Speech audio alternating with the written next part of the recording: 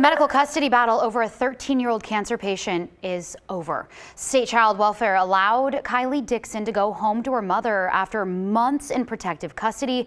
KGW investigative reporter Kyle Boshi has been covering this case since last summer. Kyle, you've been digging into this. What are the latest developments? The state dropped the juvenile case following successful surgery to remove a cancerous tumor.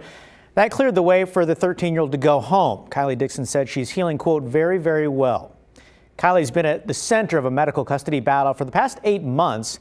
The state took her into protective custody in June after her mother failed to follow a court order to bring Kylee in for prescribed treatment. Police found Kylee and her mom in Las Vegas. The state argued Kylee needed life-saving surgery, but her mother objected, opting instead for alternative treatment. On January 14th, Kylee had surgery and is now believed to be cancer-free.